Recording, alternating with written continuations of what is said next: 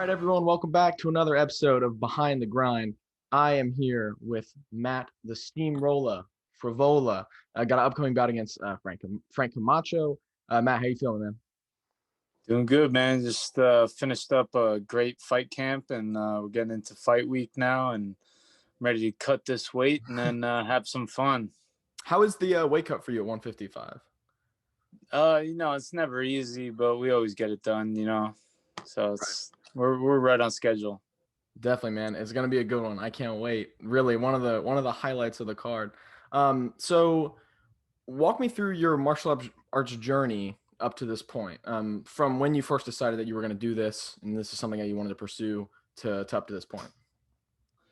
Well, the whole journey. I did Taekwondo when I was like a little kid, and that's how it started. And then I was always been an athlete. And I started wrestling in middle school, and then wrestled all in high school. And I was playing football, playing lacrosse. I played baseball growing up, and then I went to college, and I played a little football and a little lacrosse in college for like 2 years. And then once I realized, that was kind of over, I just missed the competitiveness, and I always missed wrestling.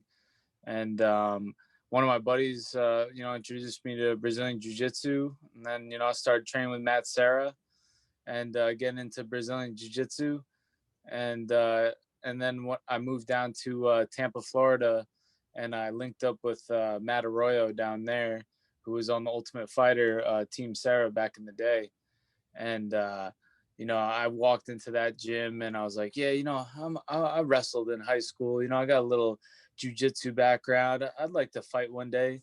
And then they gave me a pair of gloves and shin guards that day, and they're like, "Oh, we got these amateur fighters that need sparring partners," and they kind of threw me in the Shark Tank like that. And I started sparring with these other amateur fighters down in Tampa, and getting them ready for their fights. And then Matt Arroyo really taught me what a fight camp was, and everything. And I started fighting myself down there. Amazing. I'm from Tampa as well, so I know a lot of these guys and everything. But so you talk about the starting with Matt Serra and introducing to jiu-jitsu. You're back up there now, right? Training? Yeah. I moved back home about 4 or 5 years ago. I lived down in Tampa for about I want to say about like 7 years. I went to University of Tampa. I graduated, and then I spent a couple years living down in Tampa. And me and my fiance moved back up home to Long Island about 4 or 5 years ago. Right. I was at your fight with Luis Pena down in Tampa. I was at Nice. that Yeah, one. that was a good time, man. That was a good fight, man. It was a fun one. Um, Oh, yeah, it was. so what? Sorry, getting back to the gyms. What's the differences between obviously not without saying any bad things about either gym. What are just some differences between the gyms that you've been able to see? Right. Yeah, they're both awesome. Sarah Longo team is amazing up here. Just with Ray Longo, Matt Sarah, my other strike coach Eric Heyer, and then all the high level, Chris Weidman, Aljamain Sterling, Ali Quinta, Marab, and then all the guys up here. It's amazing training up here. And then down in Tampa, we got Billy Q, Matt Arroyo, a lot. I came up with Alon Cruz, a lot of great guys down in Tampa too. And I think both. I have great schedule and a great fight camp in Tampa and in New York.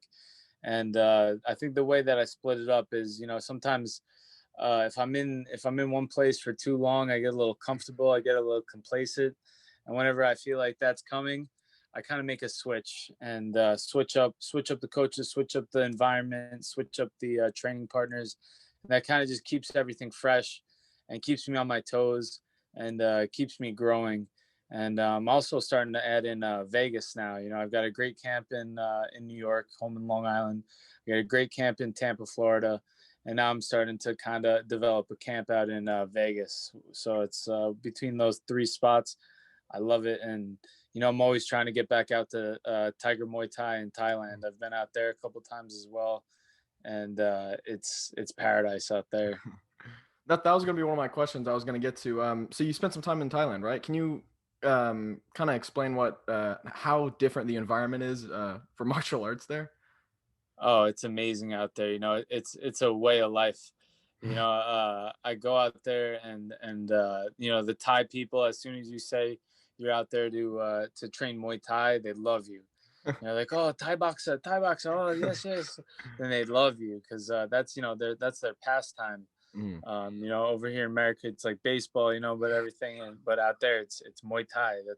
They have fights, 3, 4 times a week, and they love the foreigners coming out there to train, their pastime, Muay Thai, and then Tiger Muay Thai in Phuket is one of the most beautiful places I've ever seen. really? Just the beaches, the everything out there, the people. They call it the land of smiles. Everyone's so friendly, and the training is unreal as well at Tiger Muay Thai. It's one of the most beautiful gyms I've ever been to. It's got one of the most extensive class schedules I've ever seen, and the talent out there is unreal. They got a lot of Russians out there, a lot of Europeans out there, and their MMA is great too. They got jiu-jitsu, wrestling, and then their Muay Thai is just the best. Right. It's good. You've kind of gotten the best of the best kind of in every aspect of it. You got the Muay Thai going to Phuket and getting all that stuff. And then Matt Serra with the Jiu-Jitsu. You feel like you've kind of got in Vegas, you kind of hit the big ones. You're kind of ending up to being the super well-rounded fighter. Is that something that you pride Yeah. yourself on? Not being a specific guy, just being a fighter as a whole. Because we see a lot the guys come in from wrestling or they come in from jiu-jitsu or boxing, but recently there's been this like influx of fighters that are actually fighters. They're not a specific thing. They mesh it all together. Is that something that you pride yourself on? Oh, definitely. I think that's just the next generation of MMA fighters is you have to be good at everything. You have to be a mixed martial artist. The back in the day it was all specialists. There was a guy who the jujitsu guy against the wrestler against the boxer. But now it's you really need to be good at everything to make it at the highest level, and or you'll get exposed. And that's definitely what I work on, and it's fun. It's so much fun. I love a lot of people like specialists like they don't want to work on what they're not good at, and then those guys get weeded out. If I'm not good at something, like I want to work on it and get better at it, and I think that's why I'm where I'm at now. Good. So you've had that fight against Roosevelt Roberts a couple times. That was scheduled. Kind of switching gears. Is that one that you are moving past now? Now that you've got this fight, this upcoming fight, or is that one that you would want to get back in the future? Yeah, we'll see. I'm always taking it one fight at a time. I plan on going there and getting a big win against Camacho. And if Rosie goes out there and gets a win, I definitely see our paths crossing down the line. But I'm looking to win, get big wins, and keep moving up. And if he keeps winning, we'll see if our paths cross. Definitely, man. That fight is one that I think would be exciting as well. But this one with Frank Camacho is, like you said, gladiator on gladiator, going to be a good one. So, what has been your favorite victory or defeat? Your favorite fight in your career so far? No, it had to be Lando. It, Lando. it wasn't even a victory; it was a draw. But that was at Madison Square Garden. It was coming off my first loss in my career. It was a huge fight for me, and it was a phenomenal fight. It was back and forth, high paced, and it definitely taught me a lot, that fight, that it's not the outcome that you celebrate. I didn't technically get the win. It was a draw, but it felt like a win because of how good of a fight it was, and the feedback I got, and the growth that I got. So definitely taught me a lot. That one definitely was an amazing one, man. So as we kind of wrap up here, I got a couple more questions for you. What is one word that you would use to describe your fight style? I'm gonna say relentless. Relentless. That's a solid one, man. Relentless. That's good. Hey, Yeah, you've shown that. You've shown that in all your fights, man. there you go. So this next weekend we have Vittorio Adesanya too. Any predictions for that one? Who you think's gonna walk away with it? Yeah, I think Stylebender's a man. I got to meet him a couple times. This is my third card fighting on the same card as him, so Yeah. I'm always rooting for Stylebender. Amazing, man. Amazing. Well, listen, we can't wait to watch this fight. Like you said, it's gonna be a great one. Matt Frevola, everyone, thanks for taking the time, brother, and wish you the best. Yeah, man, nice talking to you. We'll talk after this fight. Definitely, definitely, man. Appreciate it.